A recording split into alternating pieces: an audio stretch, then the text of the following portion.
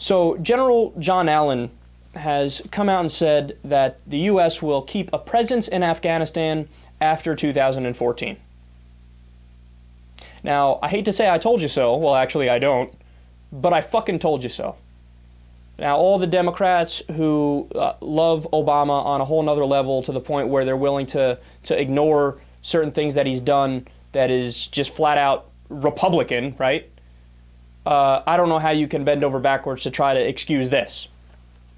I mean, look, Barack Obama ran in 2008 getting us out of Iraq. That went further past the time frame than he originally said it was going to be, and we still have some troops there, right?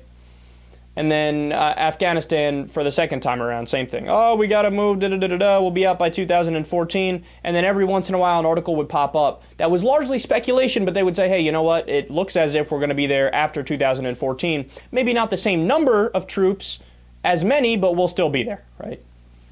Well, now it's General John Allen has come out and said it, so this is, I think, as close to verification as you can possibly get.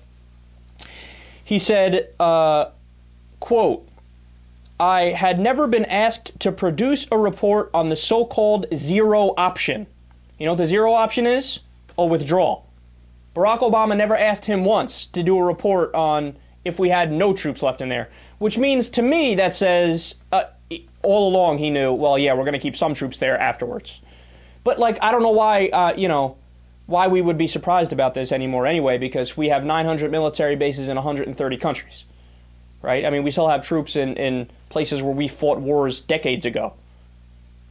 Because, God forbid, Tojo makes a comeback or whatever his name was, or, a second Hitler rises up in Germany. Gotta keep tabs! Gotta keep tabs!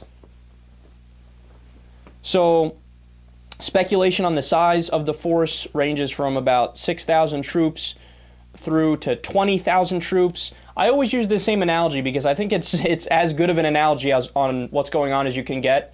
But that's like saying, oh, no, we're totally going to withdraw from Afghanistan, right? That's like saying, oh, well, yeah, I'm totally going to withdraw my penis and stop having sex with you, but I'll just leave the tip in.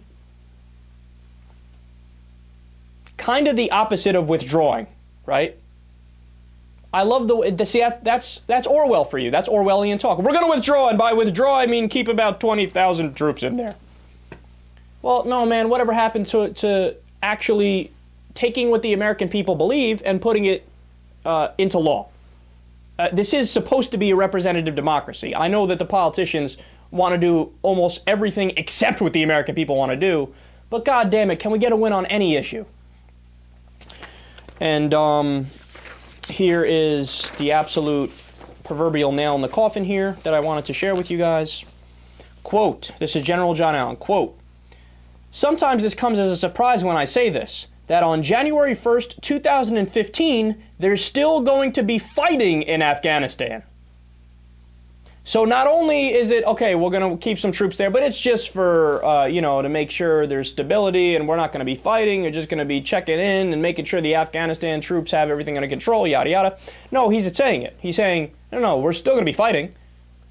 So let me get this straight. We're going to have up to 20,000 troops in Afghanistan who are going to be fighting, and this is going to be considered a withdrawal, and it's going to be considered ending a war based on what? And then, of course, their only response has to be, well, but Kyle, we have 68,000 troops in there right now, which is true, we do. We have 68,000 now. You want to know how many people we're fighting?